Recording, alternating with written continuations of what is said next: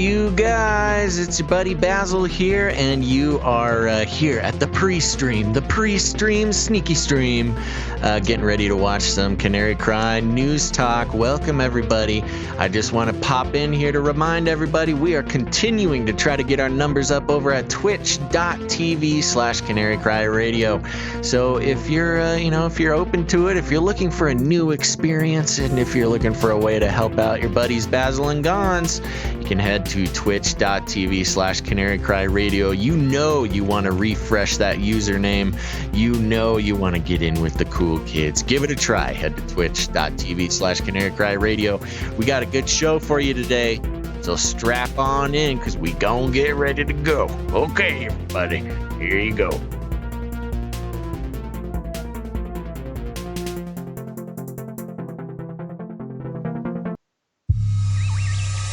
The world is getting crazier. People are acting more and more insane. The end of the world is tomorrow. Tomorrow. There's only one thing to do when the world is falling apart. Listen to Basil and Gonz as they discuss this week's news and events through the lens of Bible prophecy. You are listening to Canary Cry News Talk. You're listening to Canary Cry News Talk. Today is May 13th. 2020, episode 197. Holy smokes. And this week, the second coming of the coronavirus. And how you doing today, everybody? My name's Basil. And this is Gons. Thank you guys for joining us here, live streamed to Face Like the Sun YouTube channel, Canary Cry Radio YouTube channel, D-Live, Twitch, Facebook, and Periscope Twitter. How's everybody doing? Chat's rolling. And we're going good. We're only 3 episodes away from 200. I know, it's starting to freak me out a little bit. We got to do something cool for 200. I think we will do something cool for 200, but we'll do something fun. We're not going to hype that too much just in case we don't. We've disappointed others and ourselves way too much with over the years with promises. We're so guilty of overhyping sometimes without actually pulling through on the promises. But you know what? We've been having more fun lately, man. This is great. This is a good time. We got people rolling into the chat. A lot of Twitchers, a lot of YouTubers. Glad everybody's here. I'm just currently starting the watch party over on Facebook for all the people at the Canary Cry community on Facebook. Want to give a shout out to those people.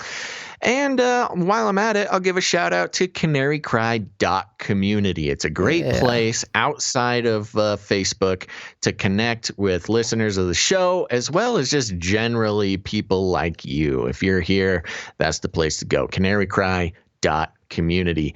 And today, Gons, before the show, for the past hour of us getting ready, I've had the unstoppable yawns. I've been so sleepy, so sleepy. Yeah. But of course, the second we get on stream, I'm amped, man. I'm ready to go. I'm ready to explore the world through weird headlines. Yeah, you got the adrenaline rush as soon as we start going live. You can't hold it back. It really is an adrenaline rush. It is. It's crazy. That little red light go on, it's like, oh no, game time. No, it's starting. It's game time. Also, with this episode, we're going to do the normal Canary Cry News Talk stuff, but I do have a little section in the second half of the show where I spent. You said we prepped for an hour. Of course, I prepped for I don't know, a total of 5 or 6 hours for this one. So hopefully there's some payoff for me. Lots of fun Basil. stuff. You did a deep dive. Deep Google dive. Google dive. Very impressed. And just as a way to start things off, thank you for all the listeners out there. Thank you for all the supporters, because your support matters. You sharing these podcasts, especially the audio version, that matters, because our one of our videos on the Canary Cry Radio channel just got taken down for, inappropriate content. Once again, our Hacking Bill and Star Signs, that's the episode that Sam sat in for me a few weeks ago, and it was taken down because obviously we can't talk about Bill Gates unless we're stroking his ego. We might actually have made a big mistake putting coronavirus in the title of this video. We'll see what happens. I don't care. But we're not spreading any misinformation. We're just reading straight from the headlines, bro. Don't blame us. Ban Yahoo News. I know. Okay. Oh, well, man, I've got a nice little breakdown of Yahoo News later on. So stick around, folks, for that hard-hitting Yahoo News. We will start with some fake news, although it's fake only because it's satire, and it involves our favorite horseman, Elon Musk. Oh, you are already sort of a cybernetic symbiote. Neural nets are taking over from regular programming. So you are connected. You are connected. That's right. Last show, everybody, you might remember, and this is in place of a Flippy update. Again, the robotics is not advancing as often as it should for us to do a Flippy update every show. So we're looking to kind of spread our wings a little bit. And I'm going to do that first by bringing you a story from Babylon Bee, everybody's favorite satirical news site here. And the article is entitled, just for reference, in case you missed it, if you missed the last show, if you've been living under a rock, Elon Musk opened up his factory in California, stating that if anybody's going to get arrested, arrest him. He was laying himself down on the law enforcement altar there to make some cars, baby. And here's the result. California police attempt to arrest Elon Musk's holographic decoy as real Musk escapes on a rocket to Mars. That's right. Confused police attempted to take Elon Musk into custody today, only to discover it was only a hologram decoy, and the real Musk was taking off on a spacecraft towards the red planet. The police called for Musk to come in quietly as they raided his Tesla factory, which he reopened in defiance of government orders. Quote, "Hey, it's an imposter," shouted an arresting officer as he attempted to tackle Musk, but face planted on the concrete instead. "He's getting away," cried his partner as he gestured toward a rocket in its final countdown stages. Get up! I hope this happens one day. I know it's satire, this but is so funny. It's I love this. Yeah, it's so good. I hope continues. That this is real. Go ahead. Sorry. Quote, "You'll always remember today as the day you almost caught the great Elon Musk," he cried as his SpaceX rocket took off toward Mars. "Curse you, Musk!" the officers shouted, shaking their fists at the heavens. In a transmission from space, Musk stated he will be moving all Tesla manufacturing to Mars effective immediately to escape California taxes and shutdowns and the constraints of archaic humanity. So there you go. A little update on Elon there. Thank you, Babylon Bee. Continuing to bring us the hard-hitting news we all want, and please return my calls. Okay, what do you got, Gons? Are you applying? As we're doing our blitzkrieg update here. Yeah, let's see. We got a little People Zoo update. If I can find the jingle, I guess I didn't prepare as well for the jingles here. I'll keep you warm and safe in my People Zoo. Isaac Weissop tweeted this out, and it's apropos. Don't forget that 2001: A Space Odyssey had a quarantine psyop to cover for the alien intelligence. Arthur C. Clarke also knew we'd find life on Europa, something NASA has been clamoring about. So, and he has a picture here of the actual book version of 2001: A Space Odyssey. And, the aliens are hiding in the robots, and to do so, they needed to quarantine. And there's a whole section here where, they ask him, what is the disease? What are the symptoms? Could it be extraterrestrial? Do you want any help from our medical services? And what was his name? Hal says, "I'm sorry, Dimitri. We've been asked not to say anything at the moment. Thank you for the offer, but we can handle the situation." So there you go. The robot in 2001: Space Odyssey. Covering for the aliens. Oh, classic. I know. They warned us all the way back then, man. The robots are not on our side. I'm for the robots. That's right. Oh, and I see a fun thing here. Is this yours? It is. I thought. Okay, show us. What do you got? Okay, so because of this lockdown and everybody, having issues with staying indoors and trying to work from indoors, this is actually an article that was published in 2012. But I thought it'd be fun to bring up. This is from weburbanist.com. And They reported on outside offices, 14 detached work pods, eggs, modules, and more. And if you look through the images here, I mean, some of the stuff is pretty cool, man. I would love to have a little work pod. And so I was thinking, Basil, maybe you and I can do a Kickstarter campaign so we can create our own little suburban, or I guess urban work pods outside in the shape of all kinds of stuff. Eggs. I would want to dig a hole. It's. I need to make my bunker. You want to go my underground. little work pod down there with all my cans of beans and stuff. But those are pretty fancy. It's very Super Scandinavian. fancy. Very Yeah. sort of Scandinavian designs. Maybe IKEA carries some. Ooh, that one's in the shape of a blob. The blob yeah, VB3 by DMVA is a shape of looks like a giant Apple mouse. You know, those white mouse things that it's a you good time. put on your hand. Yeah. Anyway, just All thought right. I'd Do you throw it in think- there. Have we given everybody a chance to get onto the stream yet? But I got a lot of people complaining that we're not exposing the truth so much in the first 5 minutes of the show. That's the point, people. We got live streams. We got to give everybody a chance to get in the stream. But here it comes, coming straight at you. This is an article from news.yahoo.com, which I will talk about more in a little bit. But the headline. Remember, this is a mainstream Yahoo News article titled "Obamagate is not a conspiracy theory." Right. Now, we got our like jingle too. Hold on. Oh, yeah. We got our little Forgot. Obama jingle. Drone strikes have saved lives. There you go. we're cherry picking a little bit, but Yeah, it's the start of the drone jingle. But we could probably pick out some great Obama quotes to make an Obama jingle. We don't get too political all the time, unless robots and the apocalypse and things get political. Then we can't avoid it. But here we go. Obamagate is not a conspiracy theory. Again, mainstream news.yahoo.com. The article reads, those sharing hashtag Obamagate hashtags on Twitter would do best to avoid the hysterics we saw from Russian collusion believers. But they have no reason to ignore the mounting evidence that suggests Obama's administration engaged in serious corruption. Democrats and their allies who like to pretend that President Obama's only scandalous act was wearing a tan suit are going to spend the next few months gaslighting the public by focusing on the most feverish accusations against Obama. But the fact is that we already have more compelling evidence that the Obama administration engaged in misconduct than we ever did for opening the Russian collusion investigation. It is not conspiracy mongering to note that the investigation into Trump was predicated on an opposition research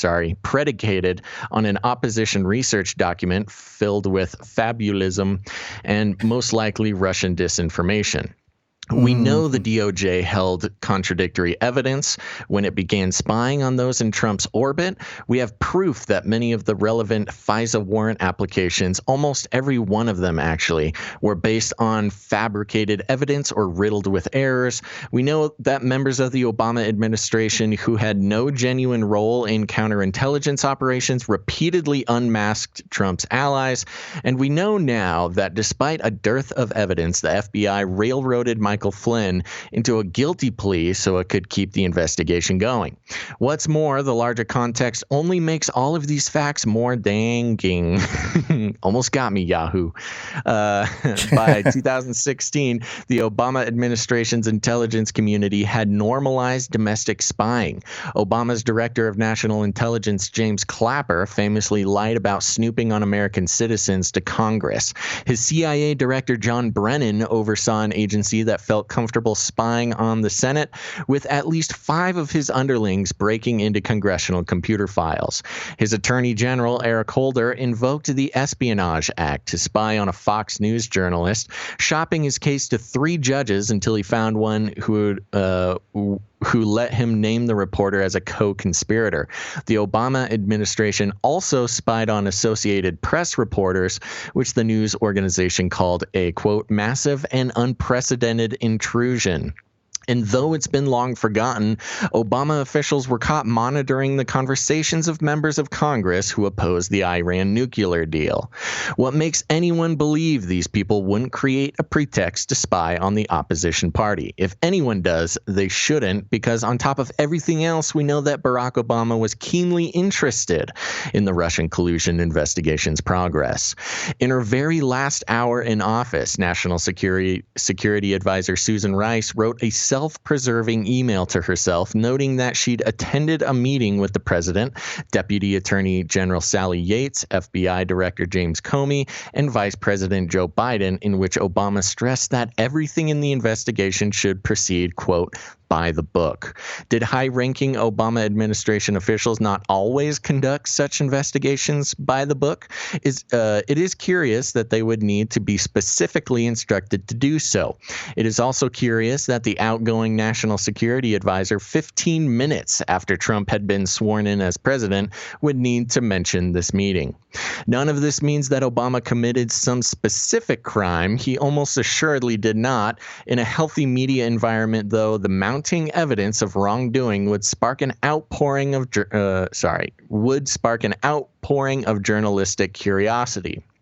Quote, but you might ask, not a quote, sorry.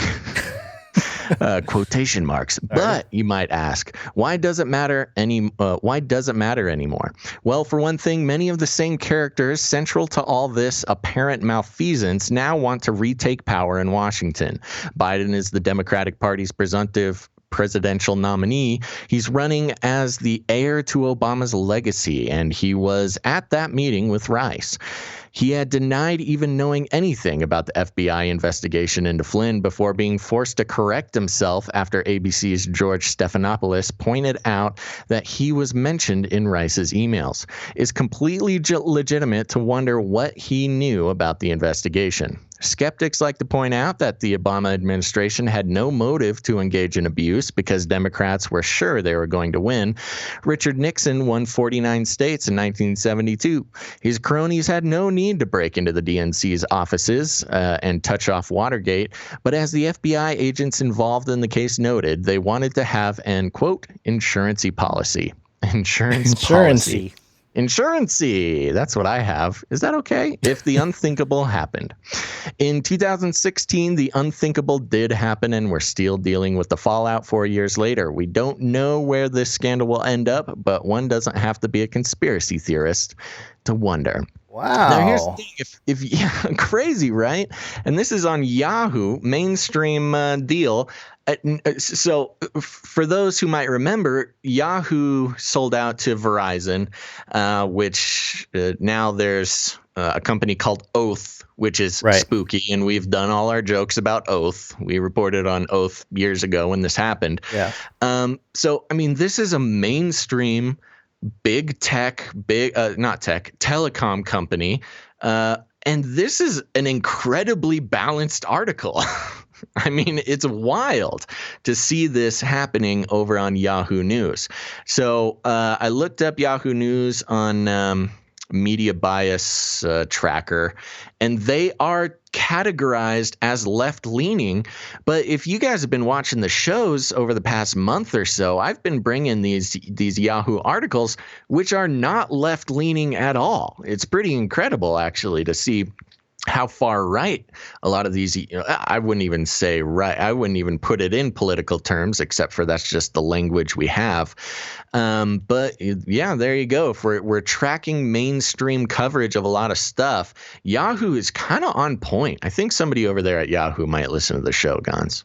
Well, let's hope so. But even if not, the evidence right now is so overwhelming that, I mean, it would be irresponsible. Well, I guess a lot of these outlets are pretty irresponsible with the reporting on some of these things. So maybe somebody's coming in to actually try to report objectively, and I'm good for them. But yeah, I don't know. Who knows? I mean, people are always asking me where can we get actual balanced news, and I say nowhere except for Canary Cry News Talk. And say, well, okay, we need a real news thing. I don't know if I would necessarily recommend people go to Yahoo for all the news, but I gotta say, for a mainstream, traditionally, well, categorically left-leaning outlet. This, they're basically throwing their boy Obama under the bus here. We'll see. I mean, it could all be part of the ploy to, try to lessen the whole, I don't know, the guilty parties involved. Come on, Gons. Well, because be a lot nice of this, to my new friend Yahoo. I'm trying to get that sweet Yahoo money. Well, maybe that's what it is too. Maybe financially, if you think about it, the money might be moving away, or certain writers maybe might be seeing some of their previous monetary connections go away, and now they gotta be a little more balanced, or they gotta at least appeal to those who have the deeper pockets, and they're the ones saying, are waking up, man. Well, that's what I'm saying. Are waking up. I don't know if we have it as an actual story to report, but California just flipped a seat over to red. That's just right. 2 hours ago. Yeah. That's right. So I mean, yeah, Crazy. it's kind of inevitable with some of this stuff, but I'm glad to see it. But I'm not going to really get my hopes up too high. I'm fairly pessimistic when it comes to You know politics. what? I calls them how I sees them, and Yahoo gets points today for this article. Oh, good. That's fantastic. Who right. doesn't What do you get got? points is people from Michigan. Oh, it's the New World Order. It's here.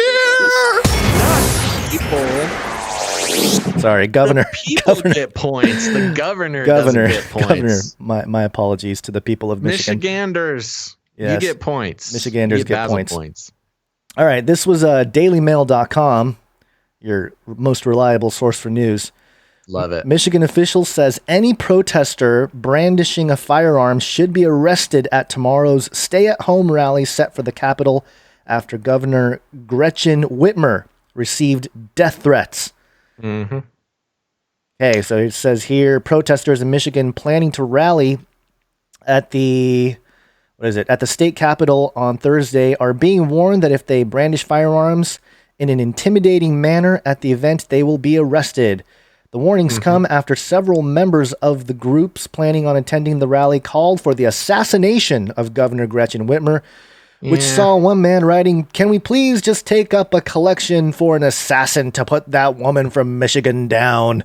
Yeah, don't do that. Yeah, guys. don't say that. No points Don't for do them. that. That's a good way to get on a list. On Monday, Whitmer said she respected people's rights to protest, but was becoming increasingly concerned about the violent nature of the comments being made and the extreme rhetoric already connected to Thursday's rally. And a bunch of pictures here. And it says here she was requested that if people decide to protest, that they wear masks and practice social distancing. On Tuesday, Senate Majority Leader Mike Shirkey said that despite a longstanding rule that Michiganders with permits can bring weapons to the Capitol, anyone brandishing them in such a way as to intimidate or threaten anyone else should be properly handcuffed, properly taken in, and fingerprinted. That's a pretty, what's the word I'm looking for? Extreme. Abstract way of talking about it. Yeah. Brandishing, you're allowed to brandish a weapon, actually, no. I don't know what the actual definition of brandish. Yeah, if you're pointing the gun at somebody, don't do that. But yeah, this is going to be a reason for them. If they see a gun in somebody's hands, they're going to take them out. And this is, when this first happened, we mentioned this is going to be a flashpoint situation over there in Michigan. And I don't blame the governor for feeling intimidated. When you're an elected official and you turn against your own people and you try to enslave your citizens and, stop enacting the will of the people and kind of get a little power hungry. Yeah, you're going to be a little nervous when so many people show up on your front lawn exercising the rights that you're trying to take away. I'm just saying, man. Well, it would be instead of like, hey, maybe I'm overstepping my boundaries, as a governor, they got to up the ante. We're gonna take you out. Well, right. It's a classic move, trying to squeeze even harder when people start pushing back. And, I got to give the leaders a got to give them a break because, you know, a lot of them don't learn from the past. You know, they all think that they can do it differently and their situation's different than, you know, leaders of the past. And unfortunately, that's not how it goes. You start squeezing the people too much, they squeeze back. At least So all these Michiganders, they got some cojones over there, man. We got some Michiganders in the chat, so shout out to the Michiganders. What's up, y'all? There's a picture we're looking at right now from the article that has in the background a lady holding a sign that says Heil Whitmer with the swastika. Good one. Sure that one will go Good over one. well. Yeah, Yep. so we'll see what's going on. Stay safe, Michiganders. Don't point your guns at anybody, but you know, exercising your rights. Good for you. Yep. All Okay. right, you want to hear a scary thing? Do Do you want to take this, or do you want me to take it? I'll take it. Yeah, because it's Okay, you take it. COVID.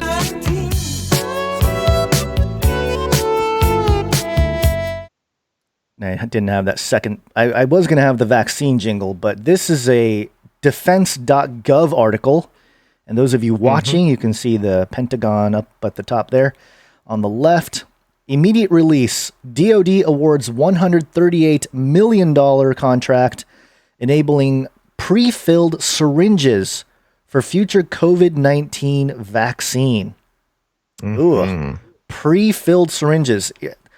I'm wondering if, I guess you do fill the syringes up before. I don't know. Anyway, statement attributed to Lieutenant Colonel Mike Andrews, Department of Defense spokesman, quote, "Today, the Department of Defense and the U.S. Department of Health and Human Services announce a $138 million contract with Apiject Systems America for Project Jumpstart and Rapid USA, which together will dramatically expand U.S. production capability for domestically manufactured medical-grade injection devices starting by October 2020. I don't like the sound of that.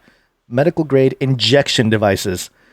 Spearheaded by the DoD's Joint Acquisition Task Force, JATF, in a coordination with the HHS Office of the Assistant Secretary for Preparedness and Response, the contract will support Jumpstart to create a U.S.-based high-speed supply chain for pre-filled syringes beginning later this year by using well-established blow-fill seal BFS aseptic plastics manufacturing technology suitable for combating COVID-19 when a safe and proven vaccine becomes available. By immediately upgrading a sufficient number of existing domestic BFS facilities with installations of filling lines and technical improvements, Jumpstart will enable the manufacture of more than 100 million pre-filled syringes for distribution across the United States by the end of the year 2020. My gosh, that's like a third of the country is going to be. Bro, oh my gosh. What? Okay, keep going. Okay. No, I'm just. The contract also. The contract also enables Apiject Systems America to accelerate the launch of Rapid USA manufactured in new and permanent U.S.-based BFS facilities with the ultimate production goal of over 500 million pre-filled syringes in 2021. Another 500 million? 500 million? Oh my gosh. Why it's so many? That's more than the population of the U.S. This effort will be executed initially in Connecticut, South Carolina, and Illinois, with potential expansion to other U.S.-based locations. Rapid will provide increased life savings capability against future national health emergencies that require population-scale vaccine administration on an urgent basis. Rapid's permanent fill finish production capability will help significantly decrease the United States' dependence on offshore supply chains and its reliance on older technologies with much longer production lead times. These supplies can be used if a successful SARS-CoV-2 vaccine is oral or intranasal rather than injectable. Okay? What's up? What are you... Dude, just everything about this is crazy. First of all, why is it the DoD doing this? Well, government, New World Order. New World Order, bro. It's a rhetorical question. Why would the DoD be in charge of providing a vaccine that doesn't exist, that they're basically prepaying for a product that's not invented? They're kickstarting. Yeah, this is a Kickstarter campaign. Yeah. Yeah. And yeah, I mean, the fact that it's the DoD just makes it that much more spooky. I mean, you're talking about getting either the National Guards involved or the military of some kind. Does DoD? They don't do law enforcement, do they? They're just military, Yeah, right? they're supposed to be military. I thought. I don't know. Yeah, I don't know, man. I mean, I think I don't even think there's too much to go in here except for, if you're talking to your normie friends, why is the DoD paying for this? Why are they paying out $140 million before we even know that an effective vaccine is possible? And why are they going to make 500 million? Why 500 million available? I don't understand. Maybe for babies being born. I don't know what the heck. They're future proofing their vaccine. The only part that I'm like, okay, that kind of makes sense is the part at the very end where it says that they're decreasing the offshore supply chains and building it in that right. That's cool. In-house. I'm down That's with fine, that. But why go so New World Order with it? I guess it's not a surprise to anybody that's really listening. But I know it kind of sucks when we get articles like this, and the idea is to talk through it, but it's like everything is so obvious and blatant. It's like not even worth breaking down. But just in case anybody out there is wondering. It didn't set off alarm bells to know that the Department of Defense is kickstarting a non-existent vaccine, so they can, get it out to sites throughout the country as fast as possible. In the meantime, we have, restrictions starting to lift in some places. We have restrictions going off into never-ending land in other places. We're going to talk about both of that.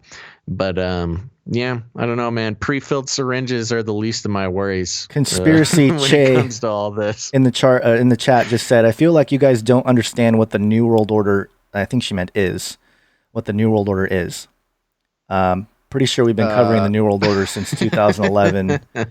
And she caught us, man. Pretty sure we don't know what the NWO is. I know. Well, can someone tell me why this vaccine? Why is that bad? No, we get it. We just know that you guys also get it, so we don't need to go into the 300-year-old history. 400.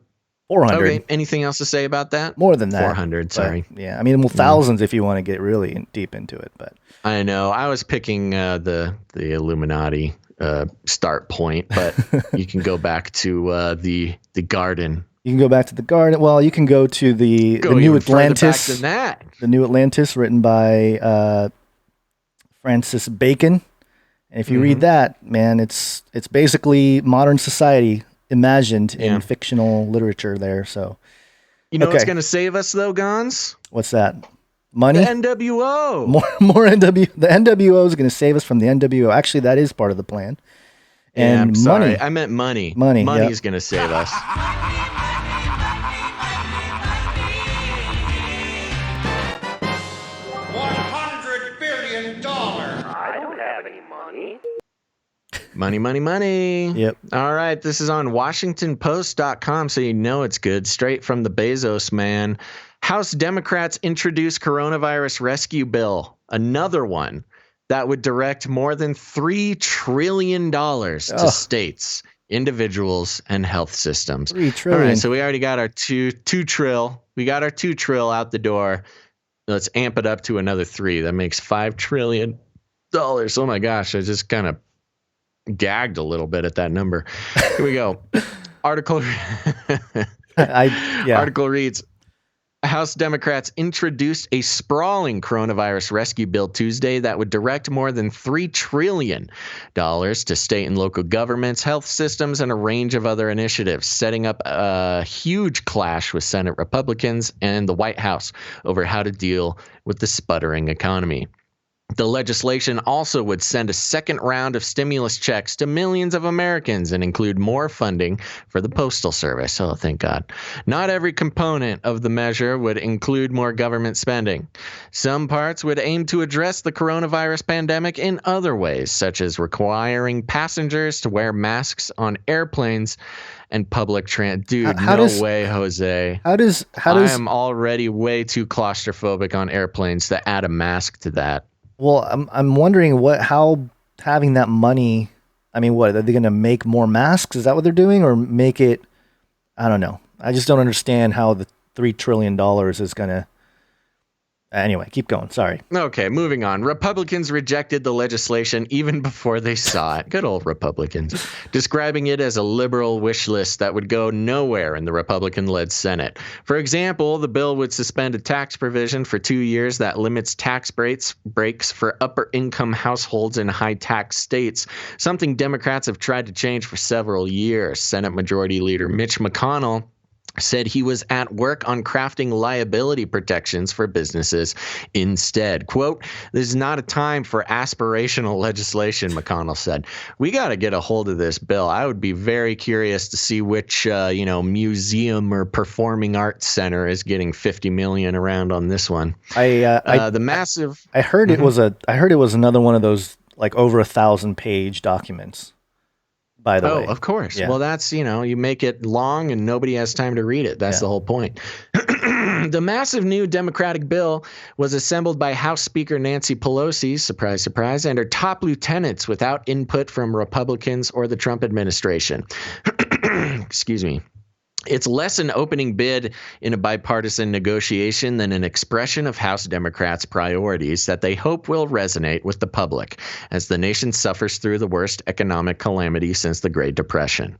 As health officials and economic advisors warn that the pandemic and economic fallout are likely to drag on through the summer and that at least into fall, lawmakers from both parties are watching how the government's response to the virus could affect the November elections.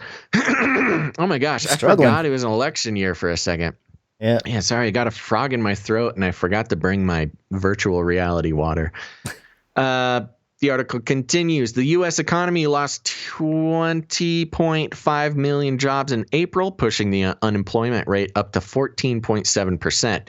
Many experts think the rate will go even higher in the coming months as many Americans remain unsure about returning to work or spending money as the government continues to try to contain the pandemic.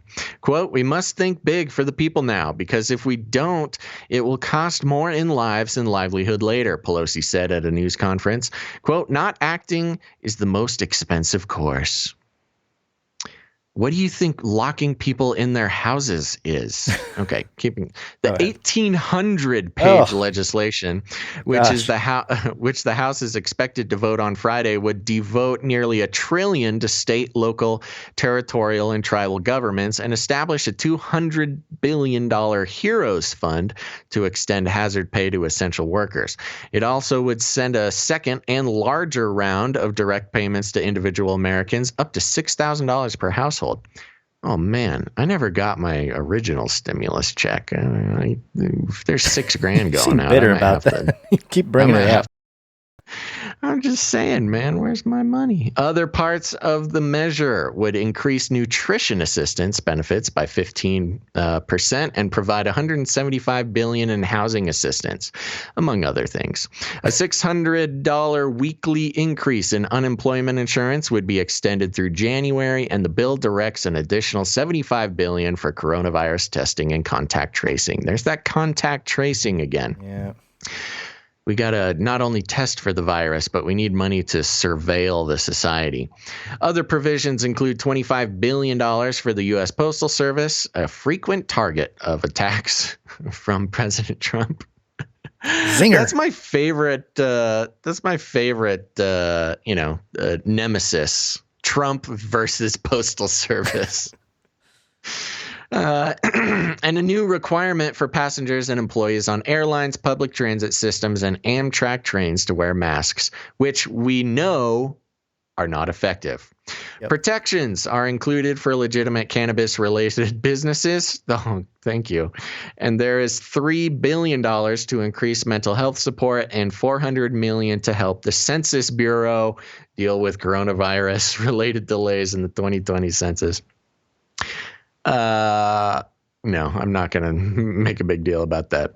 The Census Bureau, they're always having trouble. Yeah. Let me see how much more of this there is. There's a few. Anything you want to talk about first?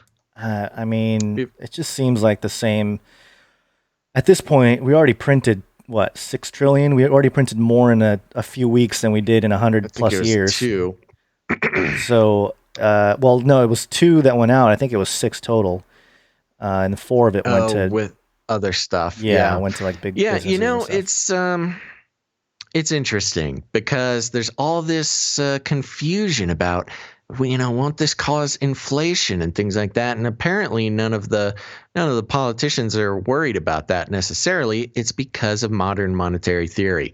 If you're looking for something to kind of research that isn't necessarily having to do with fallen angels and Illuminati lizard people, just look up modern monetary theory. That's the economic model that they're using, where they think they can just print as much money as they want. And it's they really go by the definition of fiat, which is a decree by some kind of authority. So if the government says that $1 is worth $1 no matter what, then your purchasing power of that dollar will not change, despite the fact that there is way more dollars in circulation. Usually when that happens, other countries that have tried to do that went into hyperinflation. Lebanon recently, we reported on it. They're burning banks and burning ATMs and stuff. They're holding funerals for walking caskets with their currency on it. And it's happened to Venezuela and other countries. And a lot of those are based on the US dollar as well. Like the dollar is the backup or the reserve currency. So I guess if you're the reserve currency, you could do whatever you want, but I don't know. It's in the long term, this is not going to work. I just don't see it working. I really don't. But that's just my own theory in terms of money. Here's my thing. I mean, there's a lot of people out there doing podcasts, doing YouTube shows, and they got a lot of good reasons why this wouldn't work. I mean, in the long run, I'm not a professional economist or a money scientist. So, I'm not going to try to make people think that they should trust my advice on this. But I mean, it goes against common sense. It goes against everything we've been told about our own economy. And it goes against, until you start looking at modern monetary theory, none of it makes any sense until you realize that, they think they can just tell you what money's worth, and then you just believe it. And then that's how we go. We just do what we're told and wear our masks and accept all our free money. But it is interesting, how a certain part of the political population wants to keep everything closed, and another part of the political population wants to open everything back up and get back to work. They're both trying to fix the economy. One of them just wants to rely on the government to do so, and the other side just wants to, get back to its good, honest work, cutting hair and, normal job Podcasting. stuff. Yeah. Podcasting, yes. We'll not see. Much, but it's honest work. Well, there's a part of me that thinks that Trump knows, he's responding to the sort of economic crash. And right now we're in this situation where the stock market is not reflecting the real economy, where the stock market is like still going up and up and up. And while the economy is just getting worse and worse. And there's that discrepancy there. And in that sense of the Democrats appealing to that mindset of like, hey, they just printed all this money and bailed out these huge companies printing trillions. Why not print trillions to help the normal person out? So they're appealing to that concept, but it's always a little overreach with this stuff, and it's always when Pelosi comes out. First off, how many monkeys does she have working in the background? She always comes out with these bills that are thousands of pages. It's like, She has time to write all this, or yeah, that's the strategy, man. I know, but it's just funny how she's always, coming, Yeah, she's standing got a on lot of stage typing. and A lot of typing going on over there. anyway, that's an Okay, interesting you story. good? More printing, more the money. Yeah. All right, I want to take just a quick second, Gons. Just a quick little break here. Nobody leave. Okay. Nobody leave. I'm going to right, be giving fine. some shout outs. So thanks, everybody, especially those over at twitch.tv/Canary Cry Radio. Thank you, everybody who's made the switch over there. Our average is going up, so it's working. You guys are helping us. We are soon going to be able to activate some very fun tools on Twitch. So all the Twitch users, thank you guys so much. And we got some fun ones coming in, Gons. We got quite a bit of followers over the past couple days. So I can't call out everyone. I'm so sorry, but I'm going to go down the line. I'm going to call out some random ones. And if you're in the chat right now in Twitch and you're new, say it. Say you're new, and I'll call you out here on the show, because I'd rather call out people who are watching the show than people who are not. So here we go, going down the list here. First of all, we have Lion Soul Drive. Lion Soul Drive coming in. Thank you. We got Notchback01 in the chat. Shout out. What's up, buddy? Didymus79. This is second week coming in. Thanks, buddy. We got a Bama Rider is a follower on their Twitch. Let's see who else we got here. Firestorms. That's fun. I like it. Yeah, we got Bambulaman. We got Nan Believes in Giants. Ooh. Okay, Nan Believes in Giants. We got Watchman El Velador 83. What's up, buddy? Got Leanne. I don't know. We picked you. I don't know how to. Yeah, you tricked me. Hold on. Let me go down there. Oh, man. The chat's moving too quick. We got one raw one. We got Dr. Gently. We got Nitro FZ1. I was like Nitro. Nitro FZ1. Yeah. Who else we got here? Hold on. No, okay. All right. One more? For all eyes to see. Excellent. There you are. Okay. There you go. Oh, we also got one called Flippy Official. Ooh. Flippy Official is in the house. Flippy Official. Sorry for not having a Flippy and we update. got Jeff Bezos _ RFID chips in stock. Pretty awesome name. Especially we'll since do some more shout outs later in the show.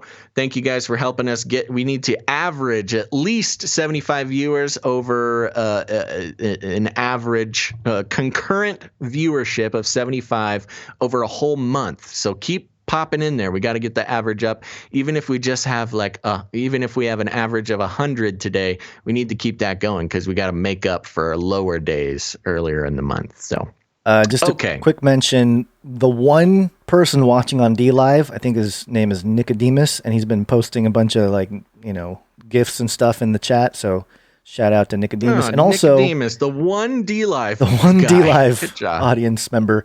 And also Marcy T, thank you for the super chat, $2. Appreciate it. And I think that's it for now for shout outs for this little round. I'm going to give a shout out to Frankly Fank. All right. Popping in. Earthwalker1. Yeah, okay. Also, Twitch is owned by Amazon, I think. So, we may not last there forever, but for now, Bezos is keeping an eye on us, man. I know. Now especially since Bezos is with his RFID stock is a listener of the show. RFID chips in stock. Bezos said it himself. Excellent. Okay. Want to get back into it? Yes, let's do it. So we got more New World Order stuff here. Oh, it's the New World Order. It's here.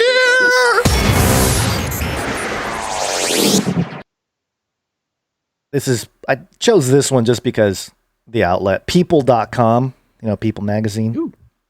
Yeah. Los Angeles stay-at-home order will go until August with all certainty, officials say. And I think you were updating a couple hours ago saying that it's even longer. Indefinitely was the...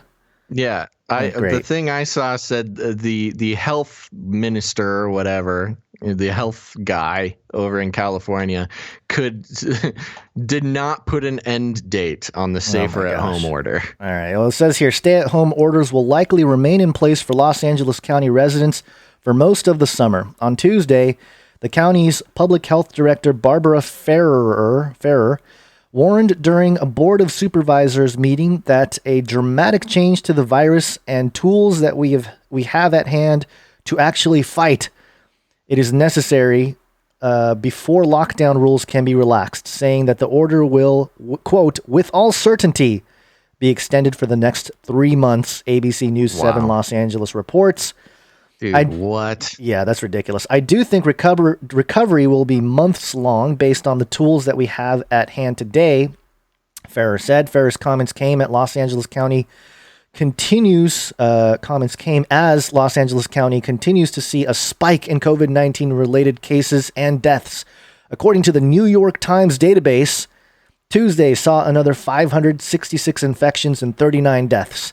As of Wednesday morning, a total of 33,180 cases and 1,613 deaths have been recorded, making Los Angeles County, California's epicenter of the coronavirus. Am I reading this weird, or is this just written kind of weird? Governor, that font bigger, bro. It's as big as it gets on my little Brave browser. Governor Gavin Newsom has allowed individual counties to approve reopening plans for residents. Los Angeles County officials had previously set May 15th as the deadline for its safer at home order. The region's reopening based on a 5-point prerequisite plan that factors in benchmarks, including the healthcare system's capacity to treat patients, the protections in place for those at risk, the ability to maintain physical distancing. Ooh, physical distancing. Hey, there Surprised we go. they put that in there instead of social distancing. No more social distancing. Hey, good. And the availability to testing and contact tracing. Oh, there you go.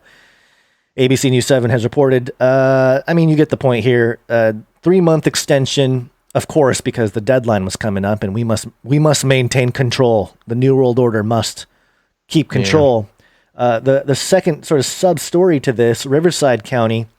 A report, this is lawenforcementtoday.com. Report, California sheriff refuses to enforce Newsom's stay-at-home orders.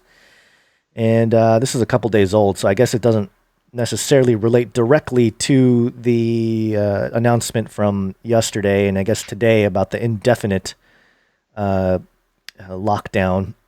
But Riverside County, as we've been reporting, law enforcement officers are the ones who are being put squarely in the middle between power-mad governors and the American people, including business owners.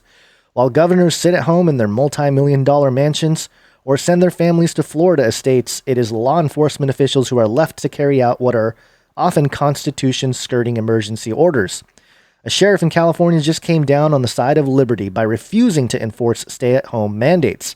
According to The Blaze, this past week, Riverside County Sheriff Chad Bianco made it quite clear that if anyone enforces lockdown orders in California, it will not be his department. In a speech before the county's Board of Supervisors, Bianco pulled no punches. Quote, "From the beginning, I told you that I would not be enforcing this stay-at-home order, partly because I trusted our residents' ability to do the right thing without the fear of being arrested," Bianco said. "I knew that they could be trusted to act as responsible adults, and I was correct." And, it goes on. Riverside, yeah. And for those who don't know, Riverside is right next to L.A. Yes. The IE Inland Empire. So, yes. Yes, this is, same area for those who don't know California geography. But Orange County, Gons, where you're at, what are they doing there? I don't know. Everyone's outside. Yeah. No one's really... taken too much of a stance with that kind of stuff, so I don't know. Yeah, I mean, it's both. Well, it's part and part. Some people, this morning again, I saw people driving in their cars with their mask on and rubber gloves. So some people are still in it, but I see a lot more people just coming out and ignoring a lot of stuff. very interesting variables to the whole thing. Not only is there the geographic region and the lawmakers and the law enforcement in that area, but also just people's level of brainwashiness. That's where the social policing ourselves comes in. Yeah. But here's the thing: there's been so many things that have happened over the years, whether it's protesters or riots or mainly protesting and riots and things like that, where the police get a bad rap a lot of the times. Especially, I remember when the pipeline, what was it, the Standing Rock, the Dakota pipeline thing, right. Yeah. Where you got a bunch of Native Americans out there trying to stop the pipeline from going through, and it's freezing cold outside, and the police are out there like spraying people with cannons, with water cannons. You're like, okay, guys, come on, that's not cool. So not a lot of love for police a lot of the times, but I got this article from lawenforcementtoday.com, which is quickly becoming one of my favorite websites. Apparently. And the article is titled, "Police Departments Are Starting to Ignore Power-Hungry Governors' Overreach." Now, this was on April 24th. So what's in this is a couple weeks old, but also I think that the sentiment would only grow. So article reads, as America held hostage Chinese coronavirus enters its sixth week, police administrators across the country are starting to take a stand against power-hungry politicians who are trying to use law enforcement agencies as some kind of quasi-Gestapo. While some chiefs are buying into the new police state, such as the one in Westport, Connecticut, calling you out, Westport, Connecticut, who had officers flying pandemic drones to conduct surveillance on residents, other police officers and administrators are starting to take a stand. It should be noted that after a public outcry, the Westport PD has ceased the drone flyover program. Oh, man. Back when we were looking at drones pretty much every week, there was that law where if a drone flies over your property, you can shoot it. You can take it down. Right. And I recently saw for sale somewhere shotgun shells, 12-gauge shells that had a net in them. Ooh. And they were drone protection shells. Wow! So you can bring them down. Yeah, they had the shot in there and connected. I think it was an 8-shot. And connected to the shot was a net that would screw up the drone and take it down. If anybody knows where to get those, it's going to be the new hunting. It's everyone's kind of favorite hunting. Oh yeah, no, that's totally. In the full-on apocalypse, when the drones have become sentient and are patrolling their human slaves, those net shells are going to be pretty important. Was it a Transformers movie when I can't remember the guy, the actor, he basically tracks down a drone and brings it in, and anyway, sorry, go ahead. Obscure reference to some movie, I think it's Transformers. Somebody in the chat will know. Anyway, go on. Jeff Bezos' RFID chip in stock is shocked at me for some reason. I'm trying to figure out why. Okay, continuing. On Wednesday, the Houston Police Officers Union gave notice that their officers would not enforce the ruling of local county judge Lina Hidalgo, which made it mandatory for any individual over the age of 10 to wear a mask. So, okay, cool. Continuing quote, the Houston Police Officers Union believes everyone should be wearing a mask in public in order to protect themselves from the virus, and we are encouraging all of our officers to wear a mask, the union said in a statement. However, we draw the line at the draconian measures Hidalgo decided to engage in. Okay. Our officers work every single day to bridge the gap with our community and earn their trust. We will not stand idly by while Hidalgo to tear that bridge down with her horrific leadership and echo chamber decision making. Ooh. Governors, not a good time to be a governor right now. The police union, in fact, questioned whether Hidalgo's ruling was constitutional, having contacted the state attorney general's office for a determination. The union noted that until oh my gosh, this name is so hard. Hidalgo Hidalgo. made the rulings. Officers had discretion in the enforcement of the mask and public order since the department's ranks were strained due to the pandemic. Meanwhile, in Washington state, our new favorite, Sheriff Adam Fortney of Snohomish County, said on Tuesday that his officers would also abstain from enforcing lockdown orders, joining the sheriff of Franklin County, J.D. Raymond, who said that he would not prohibit churches and businesses from opening so long as reasonable social distance policies were in place. In a Facebook post, Fortney said, quote, "As I have previously stated, I have not carried out any enforcement for the current stay-at-home order. I will always put your constitutional rights above politics or popular opinion. We have the right to peacefully assemble. We have the right to keep and bear arms. We have the right to attend church service of any denomination." Yeah, Fortney. Fortney has said that the lockdown orders imposed by Democratic Governor Jay Inslee are inconsistent, where he subjectively deemed certain businesses as essential while dismissing others as not. For example, Inslee said that the state or government construction projects were essential. Private contractors are not permitted to work. Fortney noted that when he shows up for work, he sees, quote, "landscapers show up each day to install new landscape and maintain our flower beds." I think he's talking about at the station there. He then noted that, quote, "a father who owns a construction company and works alone while outdoors is not allowed to run his business to make a living to provide for his wife and children?" Question mark. In the case of Franklin County, Sheriff J.D. Raymond noted in a letter that while he believes the current outbreak is a real concern and that he believes maintaining social distancing is important, he remains concerned about the constitutional rights of his constituents as well as the governor's overreach in trying to regulate the populace. The article goes on for quite a bit, calling out a lot of the law enforcement officials who are also joining in the cause, as well as putting on blast some of the ones who are not. So yeah, there you go, man. There are good cops out there. I know we have. I know for a fact we at least have a handful of cops who listen to the show. So hey, let us know if your department out there is putting the constitutional rights of citizens over the sort of temper tantrums of the governors. Let us know. But I like this a lot. Yeah, it's good that at least, we've mentioned this before. Actually, I was talking to some people back in October during the Hear the Watchmen conference. And one of the questions I had, because there was a couple people that are ex-military, people that allegedly had some high clearance. And I asked them point blank, like, if there are orders to lock down, can people at the law enforcement level reject those orders? And he said, yes, absolutely. So it does matter that these, a lot of the law enforcement people, of course, there are bad apples in any batch, but for the most part, I think the people that are more patriotic might see this as definitely an overreach. But there's one area. I don't even know if it has to be patriotism. I mean, just common decency at some point. Yeah, of course.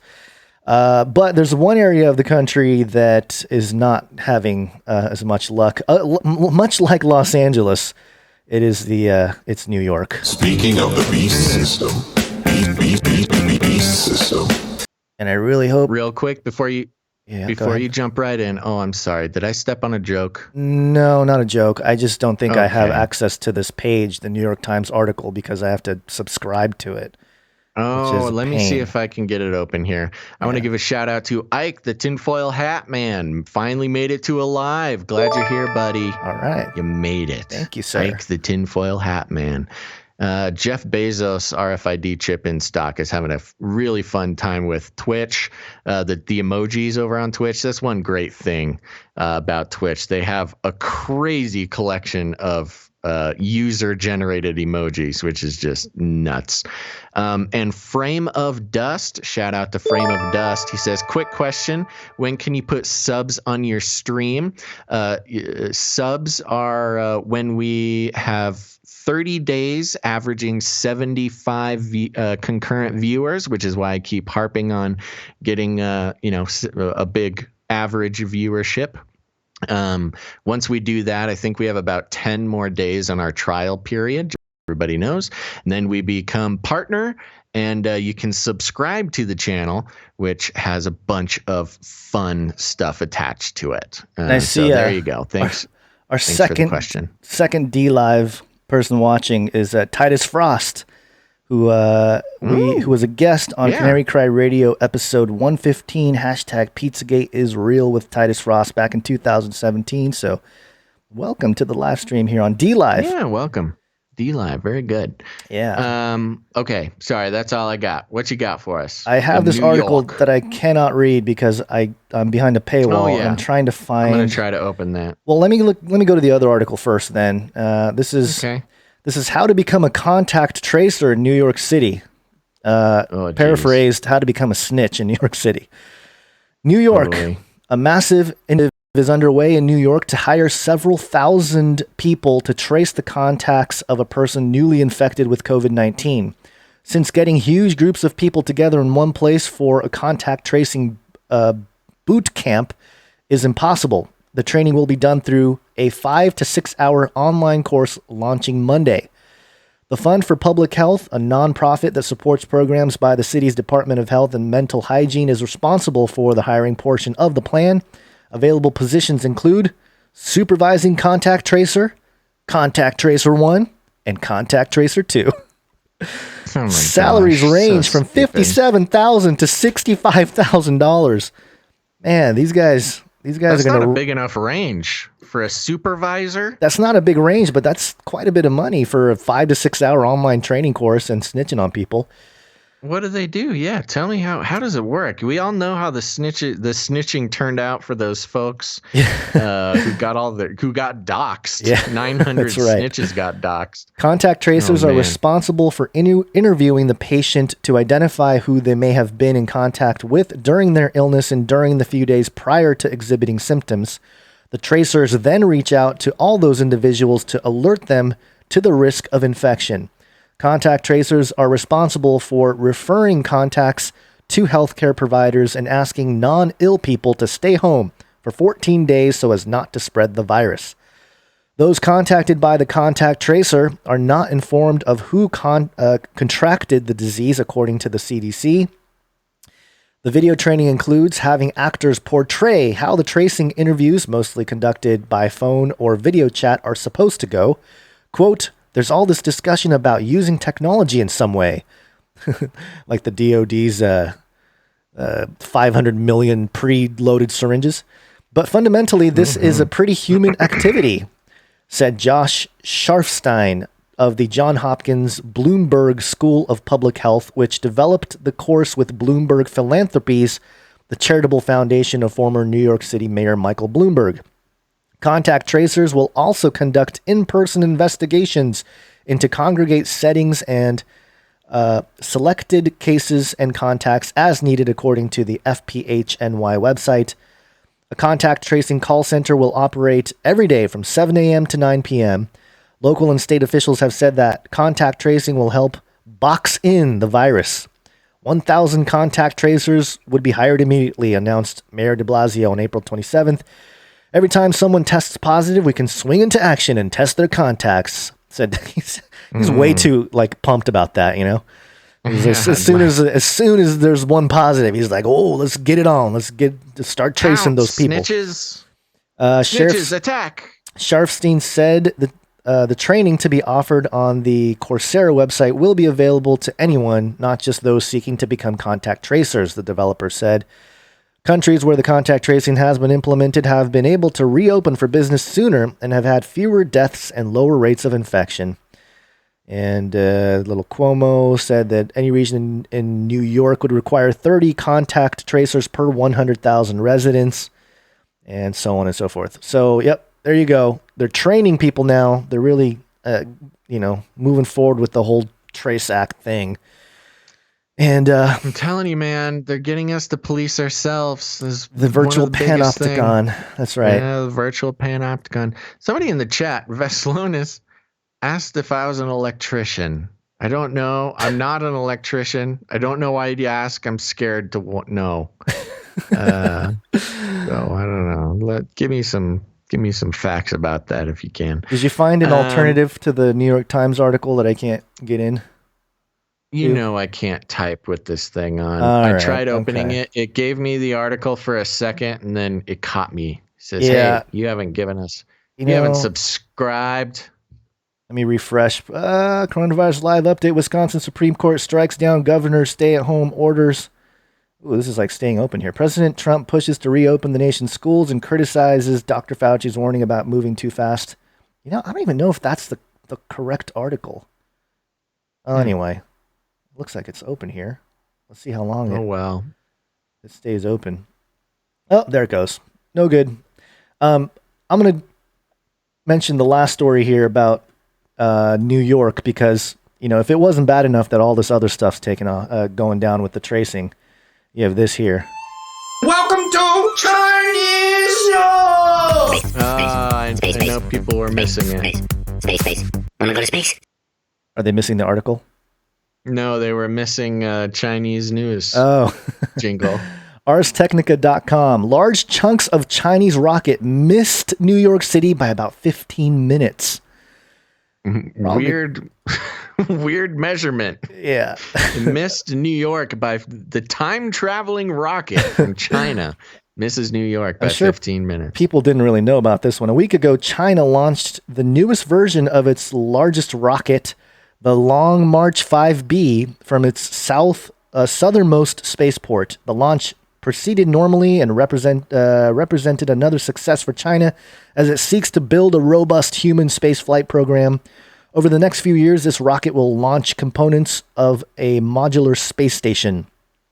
Notably, because of this rocket's design, its large core stage reached orbit after the launch.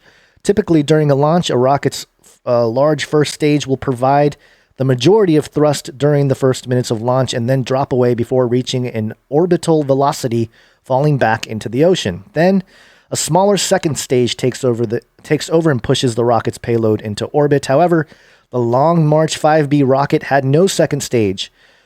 For last week's launch, then, 4 liquid-fueled strap-on boosters generated most of the thrusts off the launch pad. Thrust, Is this a singular. real article? I hope so. It's Ars Technica. It's sounding kind of dirty. Okay. After this, the core stage with 2 YF-77 main engines pushed an experimental spacecraft into orbit before payload separated. The payload separated. This left a large core stage with a mass slightly in excess of 20 tons in an orbit with an average altitude of about 260 kilometers above the Earth. Because the pedigree of this orbit was only about 160 kilometers above the planet, the core stage was slowly drawn back towards the planet as it interacted with the planet's upper atmosphere. And this is what I have highlighted here. This is a rather large object to make an uncontrolled return to Earth, according to Jonathan McDowell, an astronomer at the Harvard-Smithsonian Center for Astrophysics, Smithsonian there, and keen observer of satellites. This is the largest vehicle to make an uncontrolled re-entry into Earth's atmosphere since 1991, when the Soviet Salyut 7 space station broke up over Argentina. And it says down here, the U.S. Space Force's 18th Space Control Squadron confirmed that the core stage re-entered Earth's atmosphere at 11:33 a.m. On Monday at a location over the Atlantic Ocean. At this point, the core stage would have been at an altitude of 80 kilometers and rapidly descending toward Earth. McDowell said that there were some reports emerging about possible debris found downrange in Côte d'Ivoire. And it is perhaps worth noting that before it entered Earth's atmosphere, the core stage track passed directly over New York City. Had it re-entered the atmosphere only a little bit later, perhaps 15 to 20 minutes, the rocket's debris could have rained down on the largest metro area in the United States. So there you go. It could have been worse, New Yorkers. You could have had Chinese rocket debris coming down from the heavens. That would have been just what New York needed in this. Well, maybe it'll take out all the snitches. Down.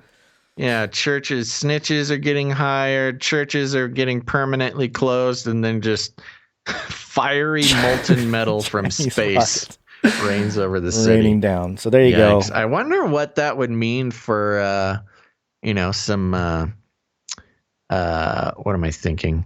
Geopolitics.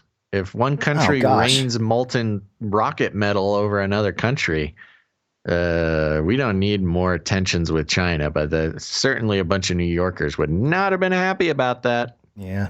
Tough time for Chinese restaurants in New York right now. Would have been worse. What do we got here? I think we're moving into your Google gamut. My Google gamut. Okay, so here's the deal with the Google gamut. Okay, what is this? So here's what I did. Okay, wait. Before you do your Google gamut, okay. And I'm sorry, we're gonna lose some viewers here, but you know what? We gotta give some shout outs. Okay. So I want to give a shout out to, let's see, hold on, let me refresh the list here again. If this is your first time tuning in and you just joined Twitch, pop it into the chat. Let me know if it's your first time here, and I will give you some shout outs. I want to thank the Lion777 for popping in here. Hour of Hours popping in. Thank you, Hour of Hours. Let's see here. We got Slooks7. Thanks for being here. Coma Patient popping in. Coma Patient. You got a lot going on, yeah. Didi59. Cool Runnings Mon. This is his second time. We like your name, Cool Runnings Mon. Cool Runnings. Let's see. Sticks of TNT is a user. Oh gosh. Here. That's how we get in Big trouble. Kid. Sticks of TNT, I know. Big Kid Brother. All right. I don't know if we gave this person a shout out last time, but Gons Basil. I saw that one. I don't think we did though, but hello, Gons Basil. I don't think we did either. Gons Basil. I also want to thank in the chat here back in 19, first time. All right. Jen Ant TV or Jen Ant V. Thank you. Sorry, I can't figure out your name. Last of the Runaways. I think we may have thanked them before. So let's see. My VR hand is out of control. There's proof here that the VR tech is not where it needs to be. I know, it really isn't. You know what it is people have noticed, I haven't addressed it, but people have noticed that my microphone arm now comes up and over my shoulder. Yeah. Like that. You see that? Mm-hmm. I have it attached to my chair now, which is much nicer. It kept falling off my desk because my desk has kind of a rounded edge to it. So I thought, I'll put it on the chair like I'm getting into some sort of robot exoskeleton. And it's kind of nice, except for if I lean back in my chair, the microphone hits me in the face. So I kind of have to sit very straightforward. Awesome. And then let me give a shout out to Roll Tide Roll 878. Excellent. Nan believes in giants. I gave you a shout out already, but thanks for mentioning that again. Give another ding. Yeah, ding, ding, ding. Okay. And thanks to all of our Twitch viewers. We're at over 100 viewers. This is great. Kind of fluctuates up and down, but we need to get that number up, baby, because we got to average 75 concurrent viewers to unlock all sorts of fun stuff, and that's an average over a month. So keep coming to Twitch, folks. It helps us out, and it's much more fun over there. You got more fun emojis, you got fun stuff you can do in the chat, so check it out. All right, ready for Google Gamut? Oh, you know what? Let's give a shout out just so everybody knows. If you value the show, we run on a value for value model. We put out the show. We've been doing it for almost 10 years now. And, some of the listeners out there have been listening for 10 years, which is crazy.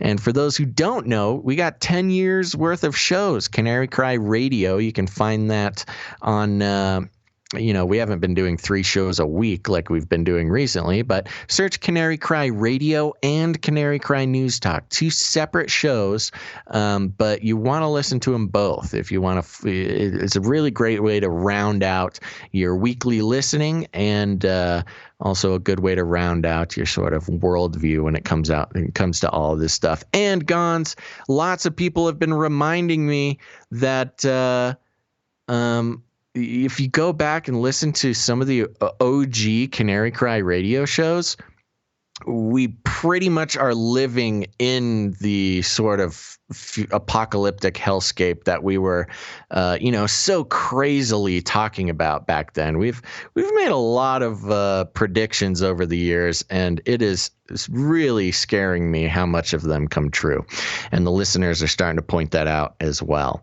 So if you want to listen to some shows where we made, we were talking about the personhood of robots and everything, occult stuff and political stuff, and the moon for a long time now. And a lot of that stuff has just become common knowledge. And back then they were just our crazy predictions back when I was recording in the garage. I recommend everybody check it out. We're guilty of bringing especially the flat earth conversation to the forefront of at least the Christians. We weren't the only ones, but we were one of the first to do an interview with Mark Sargent, and at least for again the Christian fringe, for better or worse. That took place. It brought Rob Skiba down that rabbit trail, and he's certainly done a lot of work in that realm. Although you don't always have to agree with his conclusions here, but I do have a quick ISO for people that can't stand Basil's pitching going on. Can't deal with it right now, Basil. That's from you know what, if people supported the show, if people did this is free programs here. If people volunteered their own supporting of the show, I wouldn't have to pitch. But we got kids to feed, we got cats to feed, and we are your essential employees. So we live on value for value. We put value out there, and it's up to you guys to give value back. Some of you have been listening for the 10 years we've been doing this show. And if you want to support the show, head to patreon.com/CCNT for Canary Cry News Talk. Lots of great rewards there and bonus episodes. There's episodes there that nobody, except for the small amount of Patreon supporters, have ever heard. So go check that out. But if you don't like Patreon, that's okay. Head over to canarycryradio.com/support. canarycryradio.com/support. That's right. And over there, you got all sorts of fun ways to support us. Got some, you can give us, pass that cryptocurrency along if you're a cryptocurrency person, as well as there's some PayPal options. And if commitment's not your thing, you can do one-time donations over there as well.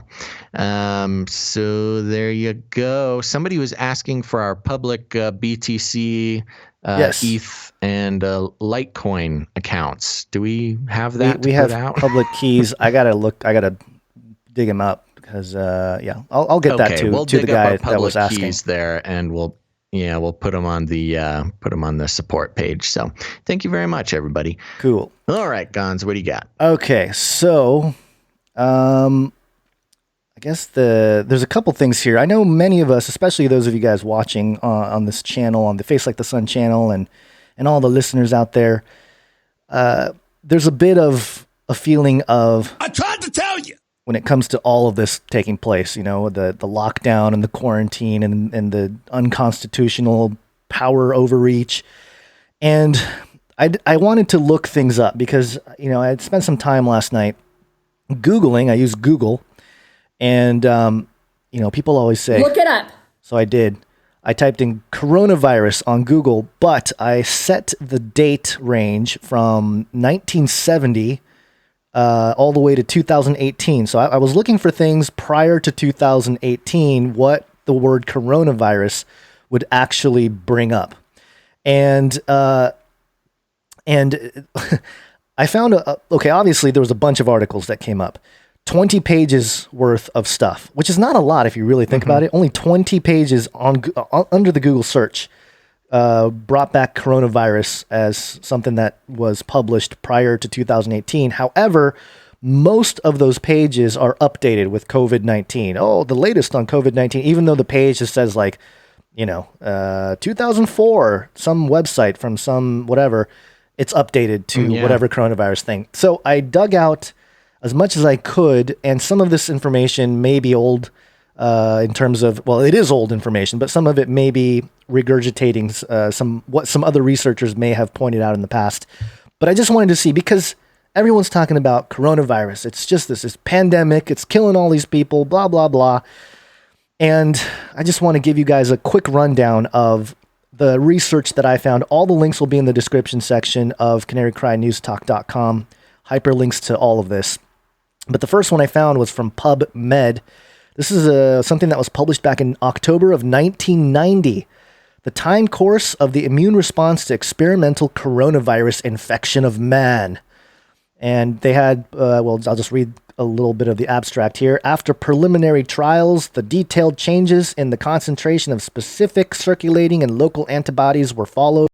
15 volunteers inoculated with coronavirus. It was 229E back then. 10 of them who had significantly lower concentrations of pre-existing antibody than the rest became infected, and 8 of these developed colds. And later it says, in this group, antibody concentrations started to increase 1 week after inoculation and reached a maximum about 1 week later.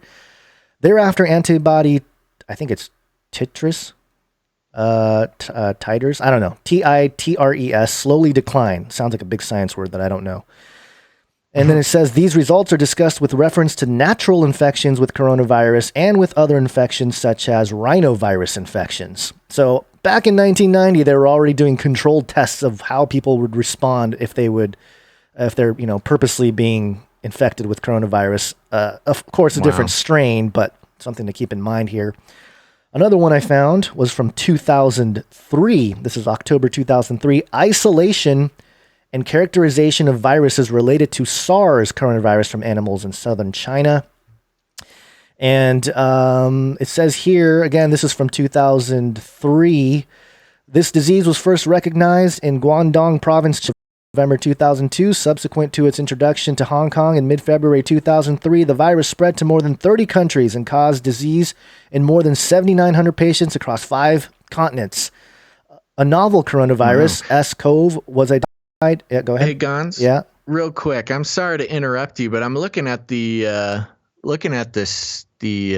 chat here. Everybody's saying that YouTube shut down the stream.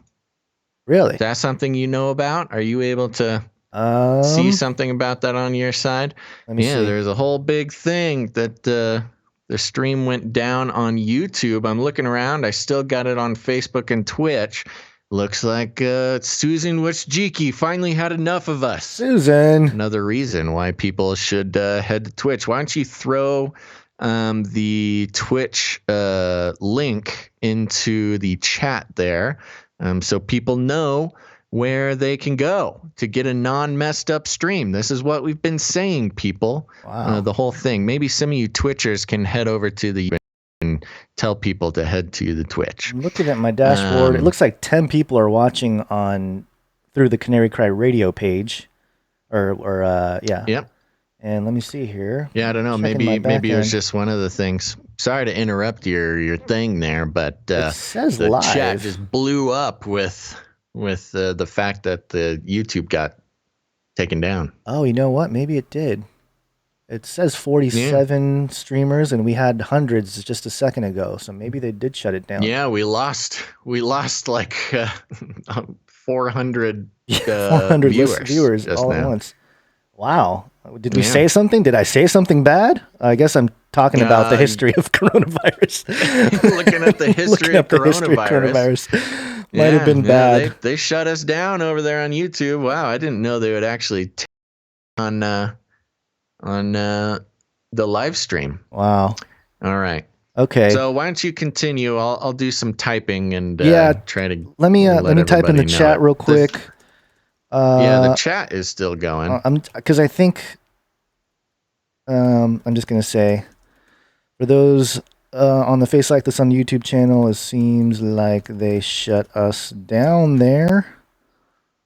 Shut us down. Please go to Twitch to watch the rest. And hopefully that will get people over to... Well, I guess we could do D-Live too. I saw Titus Frost complaining about how Twitch is a Bezos trash, I think is how he put it. Yeah. You might as well put DLive up there too. For Hey, a lot of them are not going to come to Twitch just because they're bitter at me talking about it all the time. Well, DLive, we got 18 people. Geeky lovers. Yeah, we got 18 people on DLive now, so I think that's the most we've ever had on DLive. Ooh, so 18. That's fun. Okay. All right. So I guess I'll keep going for the rest of everybody else. And like that, Twitch has become the most populated Canary Cry News Talk streaming location. They didn't like me talking. Susan, I have a letter from you, Susan. I was going to show the letter too. My my YouTube mark. Okay, where was I? I was reading through this little 2003 thing here that talked about how the virus came out of China. A novel coronavirus S-CoV was identified as the etiological agent of SARS, and the virus causes a similar disease in cynomolgus macaques. Human S-CoV appears to be an animal virus that crossed to humans relatively recently. Thus, identifying animals carrying the virus is a major scientific interest and public health importance. This prompted us to examine a range of domestic and wild animals in Guangdong province, again back in 2003. And let me see if I highlighted anything else in this article. Looks like I did down here. Oh, here it is. It is conceivable that civets, raccoon dog, and ferret badgers were all infected from another as yet unknown animal source, which is in fact ferret badgers. Yeah, the true reservoir in nature. However, because of the culinary practices of southern China, these market animals may be intermediate hosts that increase the opportunity for transmission of infection to humans. Further, extensive surveillance on animals will help to better understand the animal reservoir in nature and the interspecies transmission events that led to the origin of the SARS outbreak. So again, way back then, they were already talking about the point being that this type of outbreak has already happened in kind of a micro way all across the world. Here, I'm just going to go through these fairly quickly here. This one, do I have one that's sooner than this? Okay, so this one's the 2005 History and Recent Advances in Coronavirus Discovery. Again, 2005.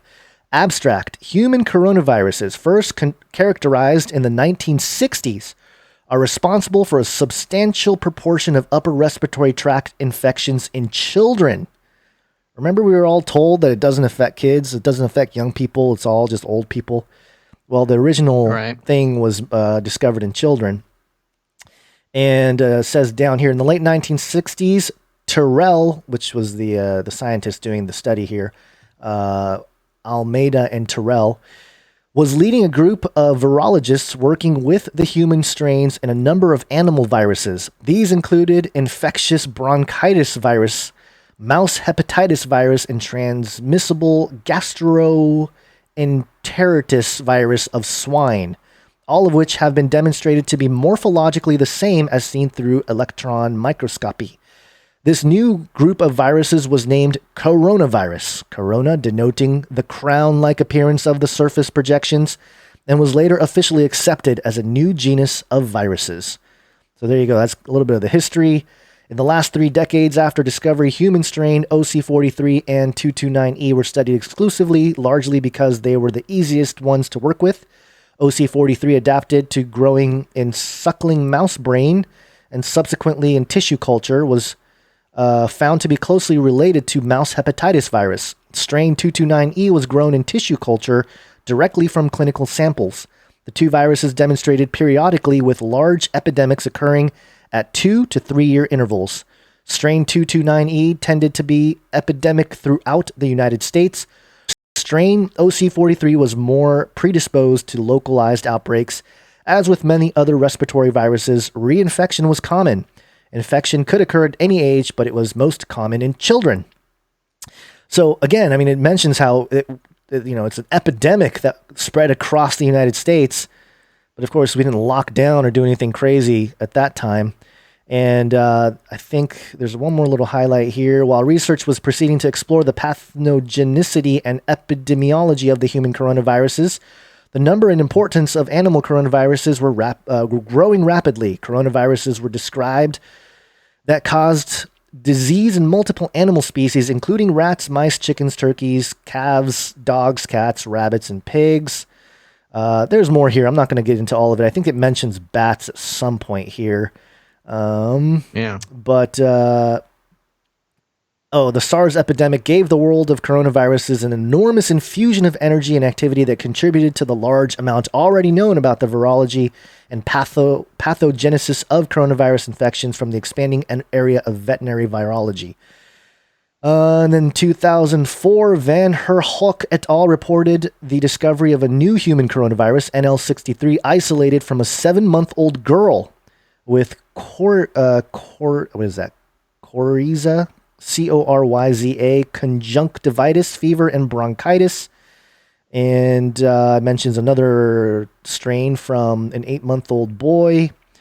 And now, when is this from? 2005. What's the date on this? Yeah, okay. Some people missed that. Yeah. So this is November 2005 when this was going on. So yeah, they've done all kinds of stuff already, and again, this stuff was rampant. It was out there, and we didn't shut down the country because of it. And let me just move on here because I can stay on these forever. Let me make sure that I'm on track with the order here. Yeah, this one's 2012. This is 7 years later. So 2012, virology blog. A new coronavirus isolated from humans. A novel coronavirus was first reported by Ali Mohamizaki on ProMed Mail on 15th September 2012 from a 60-year-old male patient in Saudi Arabia with pneumonia and acute renal failure who died in July.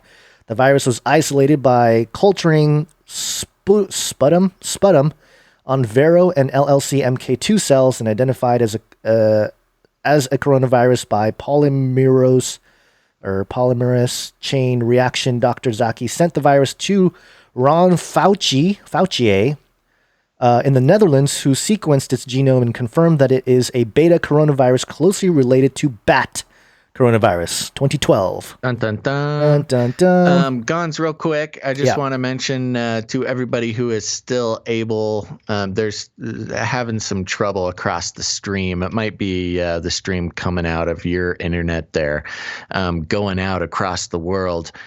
Just try refreshing your page there. And if it's just too laggy and you just can't get it working, just leave the page open. You can just pause the stream, leave the page open. Just for the numbers. Don't worry about it, folks. You're going to be fine.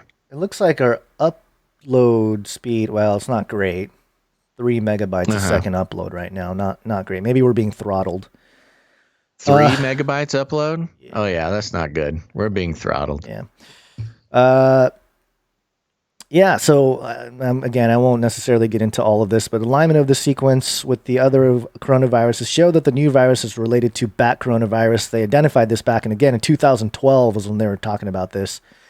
And in 2002, here we go. Coronaviruses are composed of enveloped virions that contain a positive strand RNA genome. Human coronaviruses may cause the common cold or severe respiratory illness. In 2002, the SARS coronavirus emerged in China and spread globally, infecting over 8,000 individuals and killing more than 900. The SARS coronavirus is believed to have originated in bats and spread to humans either directly or through animals in meat markets. Again, 2002. And there's an update here, and I think these updates are a little bit more recent because, of course, everything going on now. And let me fly through these. Here's another one from 2012. Outbreak specialist tracks down recent coronavirus. The situation reminded Zambon, who's, I think, the scientist that was doing the study, director of reference microbiology for Britain's Health Protection Agency, of the SARS outbreak in 2003, which spread from China to as far as Toronto, killing 916 people. If the virus spread from person to person in the Riada household, it has apparently since sputtered and died out, which is interesting. There's all these mentions of how the virus isn't that bad. Like it affects people. People have died, but it's not like super deadly in the way that we're being told now, at least this strand of it. Still, the discovery of additional cases, some in a cluster, who prompted World Health Organization to cast a wider net in its search for other cases, The Geneva-based Global Health Agency has initially warned countries to be on the lookout for cases of severe and unexplained respiratory illness in people who have visited or were residents of Saudi Arabia and Qatar. And this article actually specifically surrounded this family and this guy from Qatar that I think contracted the virus and died from it. And let's see down here, it mentions that guy Fauci again, which is, I mean, it's spelled Fouchier, so not Fauci, but Faucier. When Ron A.M. Faucier and his colleagues at EMC compared the virus's genetic sequence to those of other known coronaviruses, they concluded it was probably from bats. Why it would suddenly start finding its way from its reservoir species to people now is another question without an answer at this point. In 2002, they didn't know how it went from bats to people. So any comments so far, Basil? I got a couple more here. Just highlights. Nope. I think you're covering it well. Okay. A lot of bats, a lot of animals, a lot of information. A lot of information that you're probably not going to find because these are buried on page 12, 13 of, if you Google coronavirus, and do it before 2019. Do it, limit it to 2018 and before. This one, real quick, June 15th, 2014. This is Gene. What is this? I don't know how to pronounce it. Genig News or Genig? I don't know. Gene NG News, maybe. Yeah, Gene NG News. Yeah, it's confusing. MERS, MERS, getting a handle on a serious zoonotic coronavirus infection. And it says here, it is understandable that some may be concerned about this situation, but this first U.S. case of MERS-CoV infection represents a very low risk to the general public, according to Anne Shushat, MD Assistant Surgeon General and Director of CDC's National Center for Immunization and Respiratory Diseases, in referring to the Indiana man. There was an Indiana man that came down with the MERS virus here. And later in the article, it says here, given that it took 10 years and a couple of wrong animals, including chickens and civets, to find the likely origin of the SARS-CoV virus, the identification of camels as potential MERS-CoV happened fast. Teams led by Zhengli Shi, PhD from the Wuhan Institute of Virology, Chinese Academy of Sciences, and Peter Daszak, PhD from EcoHealth Alliance, identified SARS-like coronavirus. EcoHealth Alliance. Yeah. Perfect. In Chinese horseshoe bats that were 95% identical to human SARS-CoV, as evidenced by whole genome sequencing. These scientists isolated the first known live bats SL-CoV that replicates in human and related cells and can use human angiotensin converting enzyme 2, that's ACE2 receptor for docking and entry into human cells.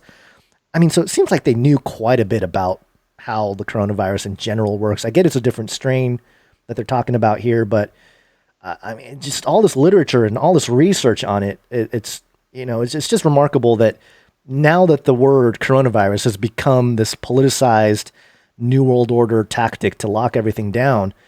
I mean, there's just, it's incredible that there's so much research, prior. Quote, there are enormous problems with the idea of a MERS vaccine, virologist Ian Jones, PhD of the University of Reading, told Reuters, quote, I can see that they want to say they can make it, and biochemically, of course, they could, but practically, it doesn't make any sense. And he asks, who would you vaccinate? Would you vaccinate the whole population when only a tiny number of people seem so susceptible? Interesting comment from a virologist back in 2014. It mentions the Middle East having kind of a hotbed. And then Dr. Asiri and his colleagues pointed out, quote, major gaps in our knowledge of the epidemiology, community prevalence, and clinical spectrum of infection and disease need urgent definition. So this is back in 2014. Very interesting stuff that you're probably not going to hear from your normal coronavirus commentary. What exactly is coronavirus? This is January 30th, 2015. Medical Express, a couple more here and then we're done. And this one, the MERS virus, belongs to the coronavirus family. Even if you haven't heard of coronavirus until now, you have probably heard of some of the illnesses different types of coronavirus can cause, like severe acute respiratory syndrome, SARS. And if you've been coughing and sneezing thanks to a cold, then you could have had a bout of infection with the coronavirus. They aren't new or even that rare, but we still don't know very much about it. Coronavirus infects humans on a regular basis and are one of the number of viral groups that lead to symptoms that we can clump together and call the common cold. Coughing, sore throat, runny nose, sneezing, and fever. While this may leave you feeling unwell for a few days, they are rarely lethal. The common cold causing coronaviruses have been with humans for some time, and therefore we have natural immunity to them, reducing the risk of lethal infections. I got some red highlights, which means it's intense. Within 8 months in 2003, the SARS virus spread to 29 countries, infecting 8,098 people and killed 774 of them. And now, a decade after the SARS epidemic, we are facing an ongoing outbreak of another potentially deadly coronavirus, MERS. The SARS coronavirus led to a newfound interest in human coronaviruses. Researchers started looking for coronavirus reservoirs, places where the virus can be maintained in the wild by transmitting between but not killing its hosts. Because coronaviruses can mutate and recombine, they can sometimes jump species. Both SARS and MERS coronaviruses are very closely related to bat coronaviruses, suggesting that both these viruses could have emerged from bats. The SARS virus is believed to have spilled over from bats to civet cats to humans. The MERS virus is believed to have spilled over from Egyptian cave bats to humans, with camels acting as the intermediate host species. And how do we control the spillover of coronaviruses? Again, 2015. Controlling spillovers is not as easy as it sounds. As humans exploit the virgin forests and come into contact with exotic species of animals, one cannot predict the various different viruses that humans could encounter, some of which have never been seen before. The scientific community has only recently started looking at bats and the viruses that they harbor. They are also trying to explore how bats survive infection by these viruses and extrapolate that knowledge to humans. So again, a lot more information known than you'd think. And 2016, this is, I think, my favorite here. 2016 article on Engadget. Scientists model a coronavirus's infectious bits for the first time. A collaboration of scientists from the University of Washington, the Pasteur Institute, and the University of Utrecht have harnessed a state-of-the-art microscope and supercomputer to model coronavirus's infection mechanism for the first time. They already had supercomputers doing this for us, Basil, back in 2015, or is it? Yeah, 2016, February 2016. Once inside, these viruses can cause pneumonia if you're lucky. The strains that become SARS and MERS have a mortality rate as high as 37%. Plus, there is currently no antigen for SARS or MERS, which makes them specific or especially dangerous.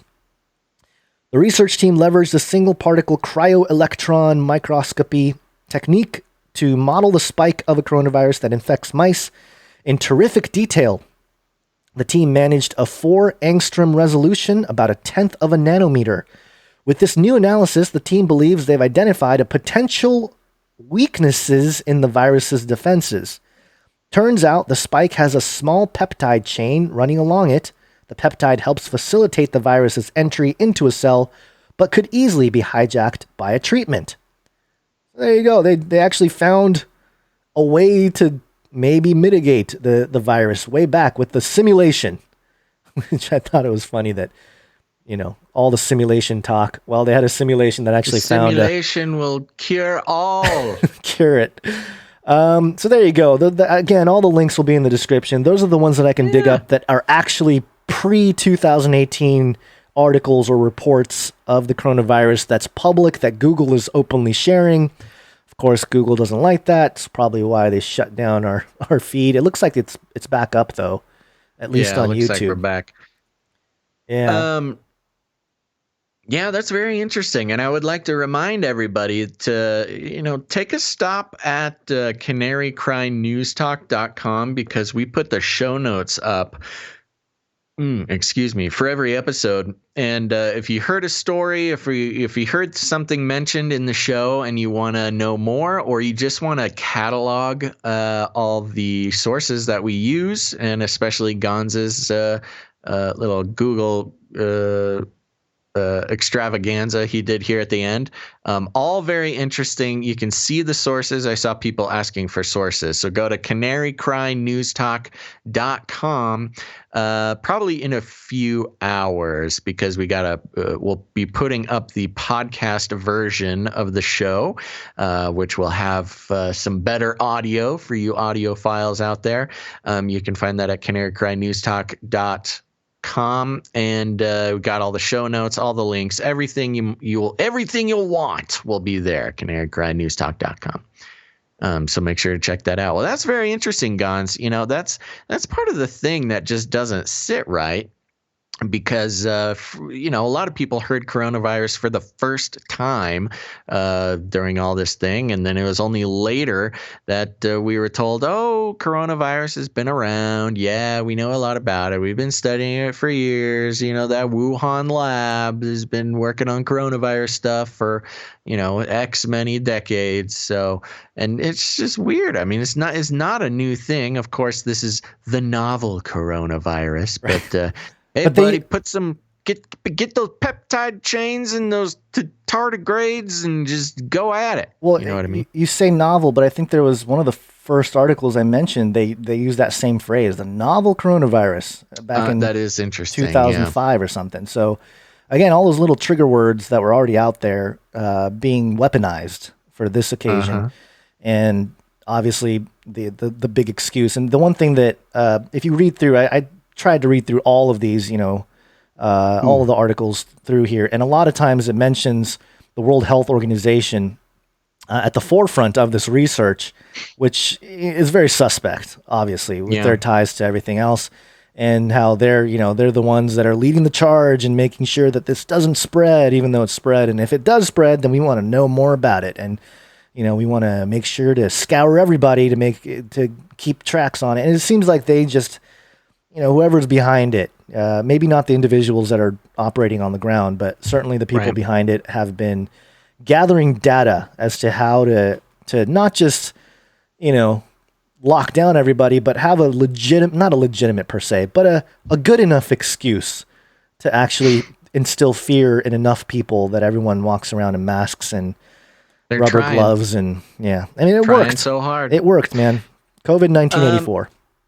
Yeah, no, that's very good. Very good info. And I recommend everybody go copy and paste those links. Keep those links around, because in your conversation with your normie friends and family, you're going to need to pull some of that stuff out. canarycrynewstalk.com. Yep.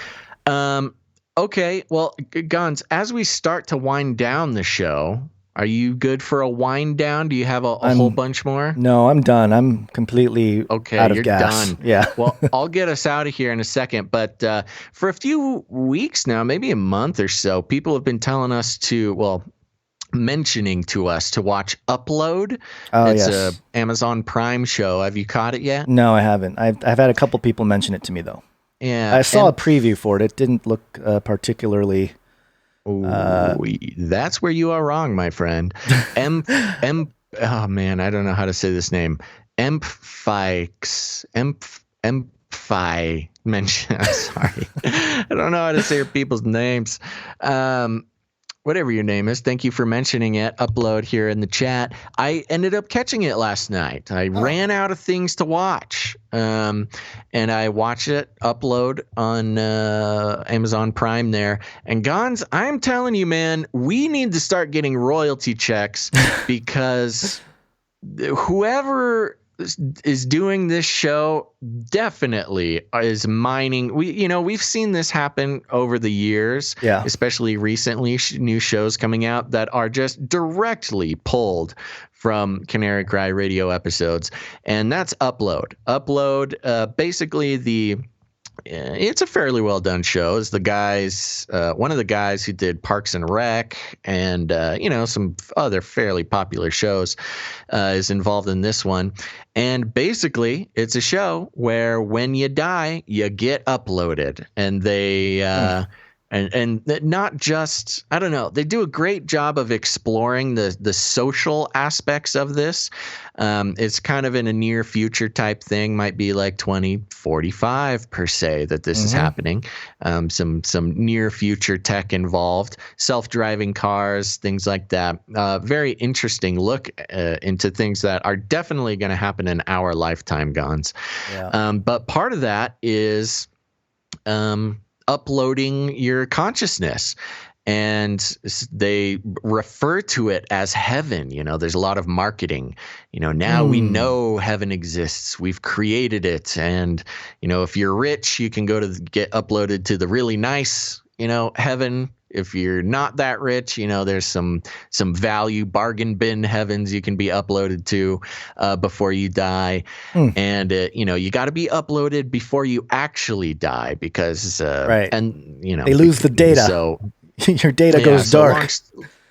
So long story short, this first episode is this guy gets in a car crash, and it's pretty funny, actually. It's a pretty funny show, and he gets pressured into you know, taking a slot in his awful girlfriend's family plan in heaven. In upload heaven, and you know, comedy ensues from there. But they make a point to have the conversation of like, you know, some guy's dad is sick and dying, and he's like, let's just get you uploaded. Let's just do it. Oh, and by the way, when your consciousness is uploaded to heaven, you can call the living. You know, you can communicate with the living, like ghosts. Yeah, basically ghosts in the machine. But the conversation is, you know, like, Dad, you're going to die. Let's upload you. And the dad doesn't want to get uploaded because his wife died before, and he doesn't want to live in an afterlife without his wife. And his wife believed in, you know, in real heaven, Jesus heaven, the heaven of the Bible. Yeah. And he's like, well, it may exist or it may not, but I'd rather be wherever your mom is. So it's very sweet. An interesting thing to point out, and I might bring some more specific pointers next time. I've only seen the first episode. But when you get uploaded, you choose your religious affiliation, just so you know it's in the data bank. And the religious affiliation of the guy, the main character, is non-denominational charismatic Christian. Hey, which is interesting. Yeah, because I grew up as a non-denominational charismatic Christian. A lot of the listeners grew up as that. So they probably profiled you. Well, it kind of gave an interesting view because, of course, as we, you know, experience the reality of this upload thing that's going to come in a couple decades, you know, the question is, do Christians, you know, get uploaded, or do we rely on the heaven of the Bible, or do we get uploaded to make sure we go to, you know, fancy techno Elon Musk heaven?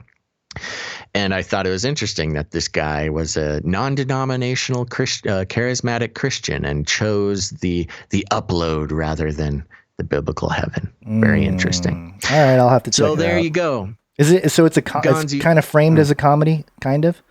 It's funny. Yeah, it is a comedy. All right. It's not, you know, a lot of these shows like Black Mirror and stuff, very intense, very scary. Right. This also intense, also scary in its own way, but it's a comedy. So they make a point to be, you know, funny, because, you know, that's what comedy is. Okay. You good to land this plane, Gons? I think so. Yeah. Store your treasure. Okay. Yeah. We've been going a while. Store your treasures in heaven. Away, but I'm still tired. Yeah. I was just going to say, store your treasures in heaven, and where neither moth nor rust destroys, and where thieves do not break in and steal. Maybe he meant, you know, maybe he was talking about some of those virtual heavens in the future, you know, where moth or rust destroys. Certainly possible. Where thieves do not break in. Yes, very good. Break into your mind upload heaven. Sorry, go ahead. That's right. Mind upload heaven has been something that we've been talking about for years, and so they took it straight from us. Even the anyways, I'm going to keep watching. I'll be pointing out what's going on and more ways that Hollywood needs to give us our money that we're owed. We're giving them all these good ideas. That's all right. All right, everybody. Thanks so much for tuning in. Thanks for being in the chat. The chat was great today. Thanks for all the new Twitch viewers and the D Live and the YouTube. Thanks for sticking it out. We survived our stream banning on YouTube there. We're back up. And thanks for everybody sticking through, some buffering, some lagging, but we're back in action. Now, remember, we've been doing this show for a long time, and we're going to continue doing the show, and we're doing it for free. We don't believe in advertising because advertising makes you not a listener or a producer or something like that. It makes you the product. We don't believe in selling your attention, making you into a product in order to further the goals of corporations. So that being said, we do rely on the value for value model. Those of you who get value from what we do, please consider going to patreon.com/CCNT, where you can support the show, get some rewards. And, that's kind of where we have to leave it. It's up to you guys. If the show is going to continue, it needs support. It's the only way we're able to put the time and attention into doing the show and not going and working at Home Depot, which is an option. Or we might have to become snitches. If you don't want us to become snitches, I know, and work for the Snitch Academy, snitches make more than podcasters. Apparently. Oh, they make significantly more than podcasters. So help us at least not have to get jobs as snitches. You can go to patreon.com/CCNT. We got rewards. We got bonus episodes, all sorts of fun stuff. Or you can head over to canarycryradio.com/support. canarycryradio.com/support. That's right. And over there's other options, non-Patreon options. I get it if people want that. And if commitment's not your thing, you don't want to sign up for, a recurring donation. You can make a one-time donation in any amount over there. Oh, and let me interrupt you. Canon Carol, thank you for the super chat. Character. Oh, it's a sticky. I think they describe it. Hey, you, while lowering his glasses. I guess it's yeah, I don't know why the chat does that. It doesn't show the actual sticker, at least through the restream. It shows a description of what the sticker is doing. Yeah, this one says it doesn't show the actual sticker. It says pair character turning around, waving his hand, saying, "Hey, you," while lowering his glasses. So Canon Carol, thank you. Thank you, Canon Carol. I love that. Okay, and Anthony on YouTube says, "Ain't nobody got no money." Yep, you're right. I understand. So if you got a few bucks, you can help Gons feed some babies, help me feed some cats. That's great. So thank you guys very much. And remember, head over to Twitch, follow us on Twitch. We're trying to get partner over there. We got about 10 more days to get that average up. So hopefully we can do it, Gons. I'm looking forward to that. We got all sorts of fun ways to support ourselves over on Twitch. And it's fun. Thanks for tuning in on D Live. D Live went nuts today. Yeah. All sorts of people over on D Live. We had like 35 at some point. I think Titus Frost brought over some folks, so I appreciate that, Titus. Stephen B, thank you for the super chat there. Yeah, thanks for the super chats. Oh, super chats are fun. Yeah. Okay, now let's see. What else do we need to tell anybody about anything? Do we have anything cool going on? We're quickly approaching 200 episodes of CCNT, which is fun. We've officially passed Canary Cry Radio in episodes, but we've blown past Canary Cry Radio. Yeah, we blew past it. So there we go. I don't think there's anything else to plug on, so I'm just going to let these people go, I think. Okay. Unless we want to just sit here and chat for a while. Jeff Bezos, RFID chip in stock. Give me your Bitcoins, noobs. The word Bitcoin, it's not Bitcoins. It's one of those words that's both plural and singular. Yeah. Bitcoin, singular, if you're talking about multiple. You say Bitcoins when you're talking to noobs. Ah, okay. All right. Okay. Yeah. Yeah. Yeah, okay. Also, Elon made an appearance there. I forgot to give you a shout out, Elon. Thanks. Okay, everybody. Here's the thing. Y'all got friends and family. Your normie friends and family. They're getting their news from the Facebook feed. They're getting their news from the television. Here's the thing. You got to walk right up to them. You got to tell them what to do. You grab them by the cage and then you shake it. The end of the world occurred pretty much as we had predicted. I want to shake things up, stir up some controversy, rattle a few cages. Hey, stop that! You'll never silence me. I'm the last angry man, a crusader for the little guy. Leave the bird alone. Never. Rattle a few cages. Rattle a few cages. The human race will have every opportunity to improve. And if they don't? Ask Noah.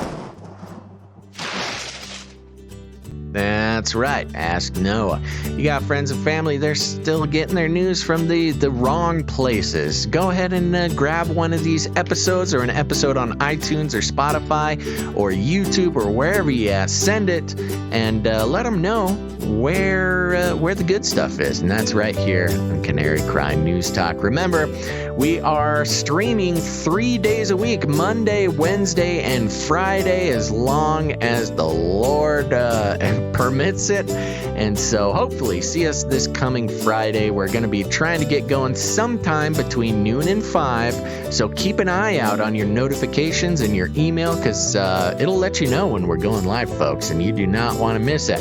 So make sure to tune in this Friday. We'll be back. And until then, make sure, everybody, to think outside the cage.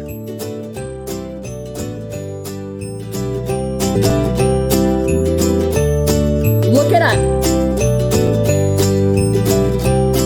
Burn it all.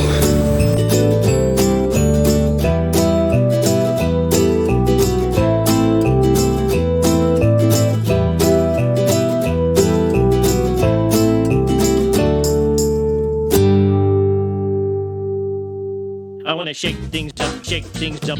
I want to shake things up, shake things up. Leave the bird alone. I want to stir up some controversy. I want to rattle a few cages. I want to rattle a few cages. I'm the last angry man. You'll never silence me. I'm the last angry man. I'm the last angry man. You'll never silence me. I'm the last angry man. A crusader for the little guy. Little guy. Little guy. Well, we'll see about that. Whatever, Illuminati.